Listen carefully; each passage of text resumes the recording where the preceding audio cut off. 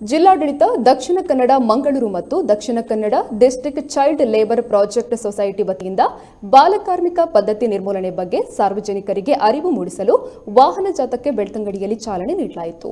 ಬೆಳ್ತಂಗಡಿ ನ್ಯಾಯಾಲಯದ ಹಿರಿಯ ಸಿವಿಲ್ ನ್ಯಾಯಾಧೀಶ ನಾಗೇಶ್ ಮೂರ್ತಿ, ಪ್ರಧಾನ ಸಿವಿಲ್ ನ್ಯಾಯಾಧೀಶ ಸತೀಶ್ ಕೆಜಿ, ತಾಲೂಕು ವಕೀಲರ ಸಂಘದ ಅಧ್ಯಕ್ಷ ಎಲೋಶಿಯಸ್ ಲೋಬೋ, ಬೆಳ್ತಂಗಡಿ ತಾಲೂಕು ಕಾರ್ಮಿಕ ನಿರೀಕ್ಷಕ ಎಸ್ ಹರೀಶ್ ವಾಹನ ಜಾಥಾಕ್ಕೆ ಚಾಲನೆಯನ್ನ ನೀಡಿದರು. ಕೋವಿಡ್-19 ಸಾಂಕ್ರಾಮಿಕ ರೋಗದ ಈ ಸಂದರ್ಭದಲ್ಲಿ ಮಕ್ಕಳನ್ನ ಬಾಲ ಕಾರ್ಮಿಕತೆಯಿಂದ ಹೊರಗಿಡಲು ಹಿಂದೆಂದಿಗಿಂತಲೂ ಹೆಚ್ಚು ಜಾಗೃತಿಯನ್ನು ವಹಿಸಲು ಹಾಗೂ ಶಾಲೆಯಿಂದ ಹೊರಗುಳಿದಿರುವ ಮಕ್ಕಳನ್ನ ಪುನಃ ಶಾಲೆಗೆ ಸೇರಿಸಲಿ ಎಂಬ ಘೋಷವಾಕ್ಯದೊಂದಿಗೆ ಬಾಲಕಾರ್ಮಿಕ ಪದ್ಧತಿ ನಿರ್ಮೂಲನೆ ಬಗ್ಗೆ ಸಾರ್ವಜನಿಕರಿಗೆ ಅರಿವು ಮೂಡಿಸಲು ಈ ಜಾಥಾವನ್ನು ಹಮ್ಮಿಕೊಳ್ಳಲಾಗಿದೆ.